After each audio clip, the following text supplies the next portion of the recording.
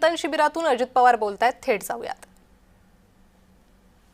मी आजूबाजूला मगाशी देखील प्रफुल्ल भाई आपले विचार मांडत असताना मी थोडासा बाहेर गेलेलो होतो आणि त्यामध्ये आजूबाजूला ज्यावेळेस बघतो ती मला गर्दी दिसत नाही, तर मला माझ्या परिवारातले सगळे सदस्य त्या ठिकाणी पाहायला मिळतात।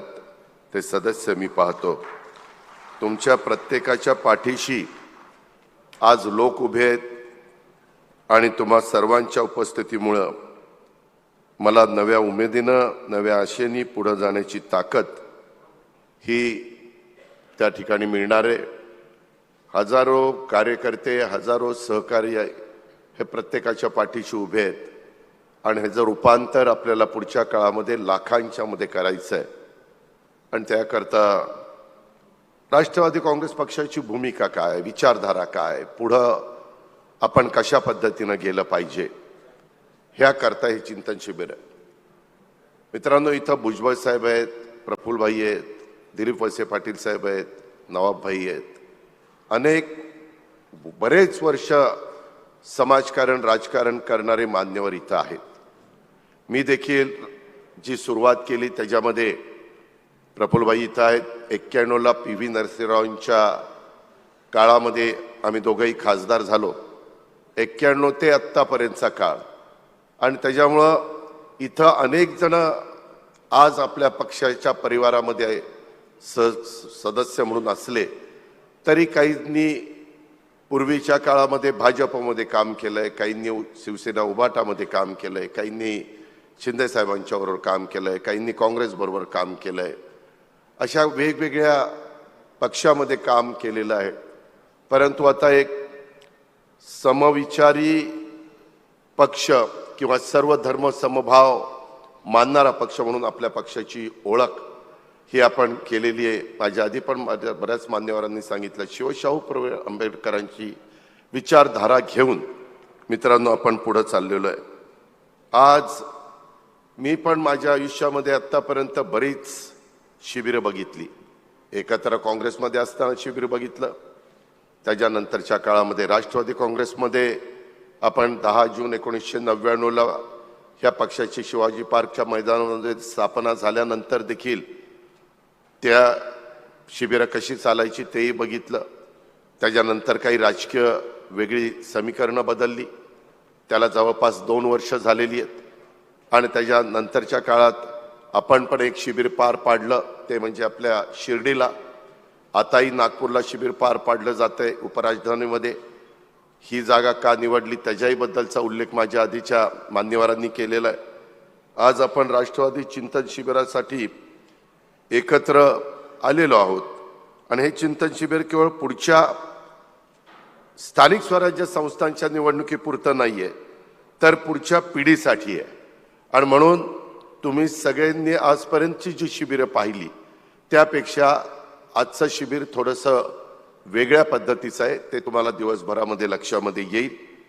आणि आज फक्त भाषणं करून आपल्याला दिवसभराचा वेळ घालवायचा नाहीये, तर आज आपण जे आता ग्रुप केले जातील त्याच्यामध्ये प्रामाणिकपणे चर्चा, काही तुमच्या मनामध्ये देखील धाडसी कल्पना असू शकतात। नवीन जनरेशन आहे, माझ्या लाडक्या बहिणी आहेत, माझे बंधू आहेत, आमचे वडीलधारी आहेत, आणि त्याच्यामुळे काहींच्याकडे अनुभवाचे बोल असतील, काहींच्याकडं एक नवीन व्हिजन त्यांच्या डोळ्यासमोर असेल, आणि म्हणून काही धाडसी कल्पना, काही ठोस निर्णय हे आपल्याला घ्यायचे आहेत। आपल्या इथली चांद्यापासून बांद्यापर्यंत भौगोलिक परिस्थिती वेगवेगळी आहे।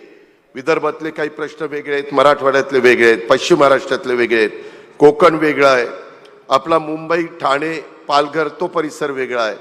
असे सगळ्या वेगवेगळा आपला जो भाग आहे त्याच्यामधले देखील काही ठोस निर्णय आपल्याला घ्यायचे आहेत। आणि आज संध्याकाळपर्यंत आपण सर्वजण मिळून जो आराखडा ठरवणार आहोत त्यालाच आपण नागपूर डिक्लेरेशन म्हणून अभिमानानं मांडणार आहोत। ही गोष्ट कृपा करून सर्व सन्माननीय सहकाऱ्यांनी लक्षामध्ये घेतली पाहिजे। मित्रांनो, संघटना केवळ वरच्या पातळीवरून मजबूत होत नाहीये, तर ती तळागाळातून बांधली जाते। म्हणून मी ठामपणे आपल्याला सगळ्यांना सांगू इच्छितो की प्रत्येक नेत्यांनी आणि पदाधिकाऱ्यांनी काही ठराविक प्रकारचे संवादाचे टच पॉइंट लोकांच्या समोर ठेवले पाहिजेत.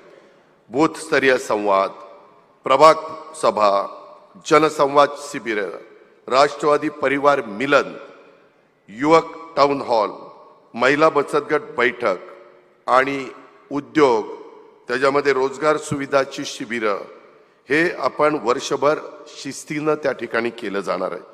तर आपला पक्ष नेहमी हा लोकांच्या जवळ राहील, जनतेच्या जवळ राहील. आणि कोणत्याही नागरिकाला असं वाटता कामा नये की राष्ट्रवादी काँग्रेस पक्षाचे कार्यकर्ते नेते हे फक्त निवडणुकीच्या वेळीच दिसतात, असं पण घडता कामा नये, असं पण होता कामा नये. आणि तुम्ही सर्वांना ठाऊक आहे की आपण भाजपच्या नेतृत्वाखाली महायुतीच्या सरकारमध्ये आपण पण आहोत, शिवसेना शिंदेसाहेब पण आहेत आणि सहयोगी आहोत.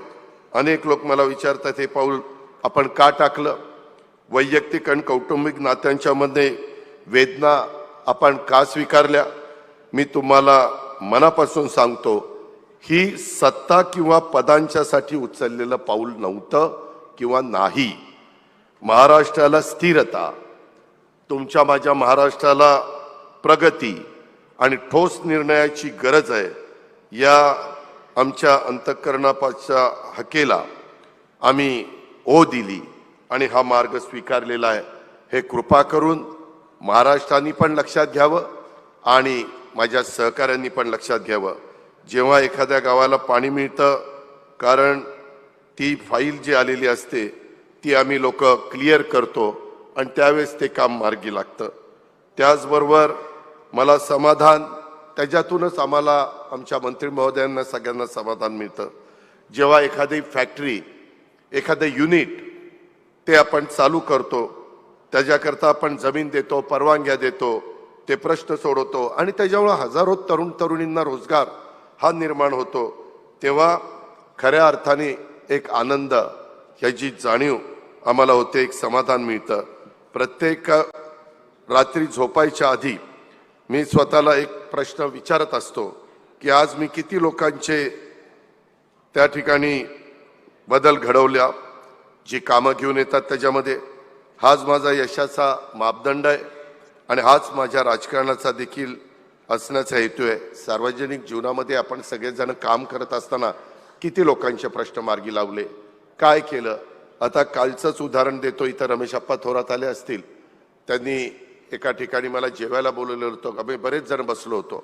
लोक कामं सांगताना पण फार वेगळ्या पद्धतीनं, आम्ही कार्यकर्त्यांनी काम सांगितल्यानंतर विश्वास ठेवून त्या कामामध्ये लक्ष घालतो आणि संबंधितांना बोलतो. परंतु कार्यकर्त्यांनी पण खरं काय असेल ते सांगायचा प्रयत्न करा, नाहीतर कधी कधी आमची गडबड होते, तसं काही होऊन देऊ नका, अशी मला आपल्याला सगळ्यांना विनंती करायची.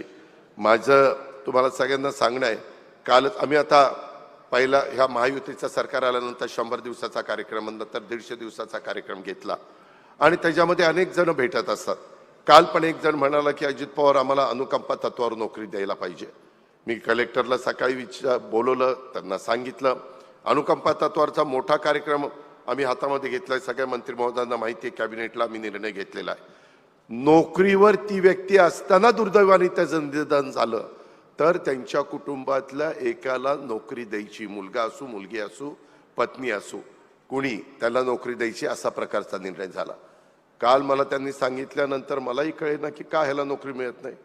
नंतर आज सकाळी माहिती घेतली, तो म्हणतोय जो मृत्युमुखी पडलाय, जो निघून गेलाय, त्याला मी दत्तकाचं पत्र घेऊन येतो. आता तो गेलाय वर आणि तो ॲडॉप्ट व्हायला करणार.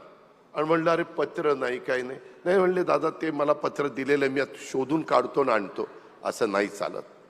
उगीच काहीतरी कुठली तरी चुकीची कामं. आणि त्यांनी सांगताना मी ते समजून घेतलं, कलेक्टरनी समजून घेतलं आणि नंतर जाता जाता त्या कलेक्टरला म्हणला माझं काम नाही झालं तर मी आत्महत्याच करेन. म्हणजे वरदम त्याचा हा, तो अनुकंपा तत्वावर बसत नाही, डायरेक्ट ब्लड रिलेशन नाही. अशा काही गोष्टी समाजामध्ये वावरत असताना पाहायला मिळतात आणि त्याच्यातून आपल्यालाही मार्ग काढावा लागतो. महायुतीसोबतचा आपला सहयोग टिकून आहे, कारण परस्पर सन्मान आणि महाराष्ट्राच्या विकासासाठी सामायिक बांधिलकी या समन्वयामुळं मुख्यमंत्री देवेंद्रजी फडणवीस असतील यांचे मी आभार मानतो आणि पंतप्रधान नरेंद्र मोदींचे पण मी आभार मानतो. त्यांच्या नेतृत्वाने देशाला स्थैर्य मिळालेलं आहे. महाराष्ट्रासाठी त्यांनी नेहमीच मोठं मन दाखवलेलं आहे. मी कधी लोकहिताची मागणी मांडली तर त्यांनी महाराष्ट्राच्या विकासासाठी कधी नकार दिलेला नाहीये. परंतु मित्रांनो, आपण हे विसरू नये की आपण राष्ट्रवादी काँग्रेस पक्षामध्ये आहोत. आपला स्वतःचा एक इतिहास आहे, आपली एक स्वतःची ओळख आहे आणि आपली एक स्वतःची विचारधारा देखील आहे. छत्रपती शिवाजी महाराजांच्या मार्गावर आपण चालतो. धैर्य पण करुणेसह, कार्यक्षमता पण न्यायासह वागणे हीच आपली कार्यपद्धती आहे. आपण राजमाता जिजाऊ, छत्रपती शिवाजी महाराज, राजर्षी शाहू महाराज, डॉक्टर बाबासाहेब आंबेडकर, पुण्यश्लोक अहिल्यादेवी होळकर, महात्मा ज्योतिराव फुले, सावित्रीबाई फुले, मौलाना आझाद, बिरसा मुंडा, अण्णाभाऊ साठे, त्याचबरोबर महात्मा गांधी आणि महाराष्ट्राचे पहिले मुख्यमंत्री स्वर्गीय यशवंतराव चव्हाण साहेब यांच्या अहिंसा आणि जनसन्मान, समानता, सर्वांना हक्काचे शिक्षण, पुरोगामित्व हे आदर्श